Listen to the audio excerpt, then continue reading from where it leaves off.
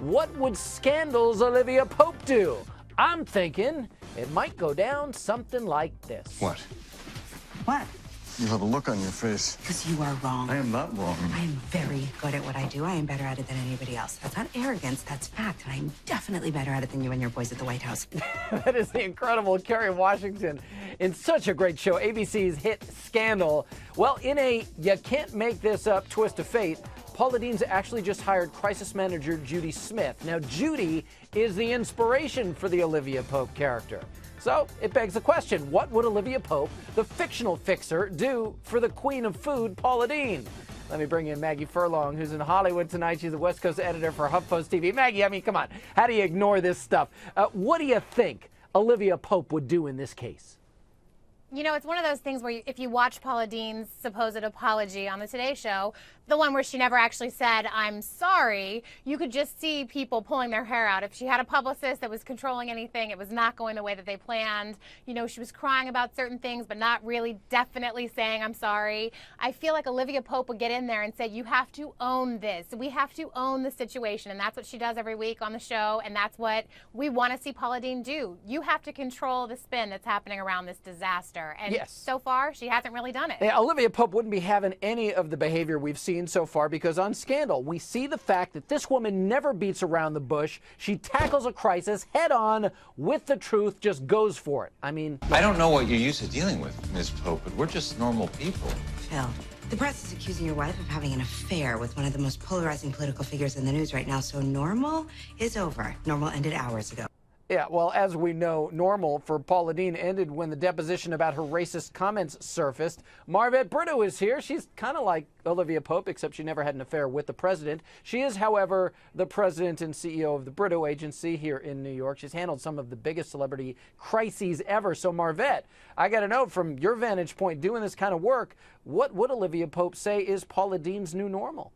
I would imagine that Olivia Pope would say that her new normal has to be rooted in the two pillars that allows for anyone to have a successful comeback, and is the two pillars most important in a crisis campaign, and that is transparency and truth.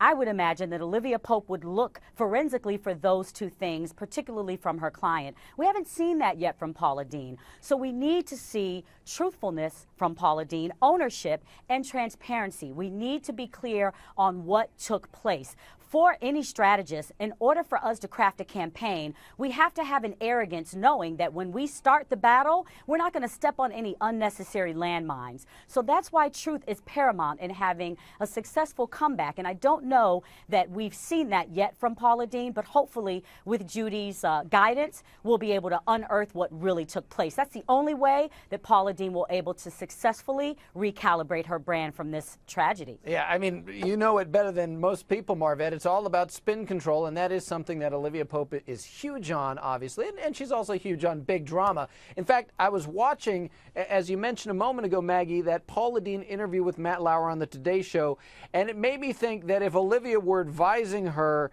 she might have told her, you know, that whole bold biblical challenge to her critics, avoid that. If there's anyone out there that has never said something that they wish they could take back, if you're out there, please pick up that stone and throw it so hard in my head that it kills me. Please, I want to meet you. Okay, Maggie, do I have that wrong? I mean, do you think Olivia Pope would have actually encouraged that kind of talk, or would she say, you know what, forget the scripture and your critics, and as you said earlier, just own your mistake?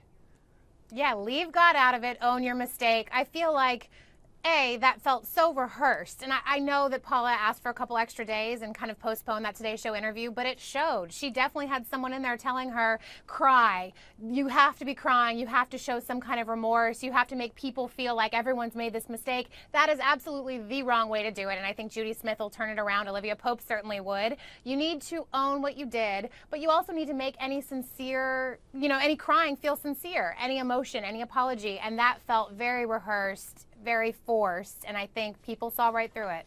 So Marvette, I got to ask you, from one professional to another, looking at your colleague in the business who's now taking on this case, the woman who inspired Olivia Pope's character, is she going to be able to pull this off? Is it going to work? A lot of that will depend on Paula Deen's willingness, again, to be transparent and to be honest. You know, we really don't need to hear what everyone else has done. Yeah. And this isn't about how other folks would be measured. And I do believe that Judy will step in and push Paula Deen to the truth. We have to get Paula to the place of truth and to the place of ownership. Yeah. And we all, you know, we're talking about this as if it's easy for celebrities to do. I can tell you, working with them, most of them don't want to face that place of truth because they're afraid. But I think at this point, Paula Deen has everything to gain by speaking up and everything to lose, as she has, by not being honest and accepting responsibility for the words that she spoke. We'll see what happens. I'd actually like to see Kerry Washington take it on. Maggie, Marvette, thank you both.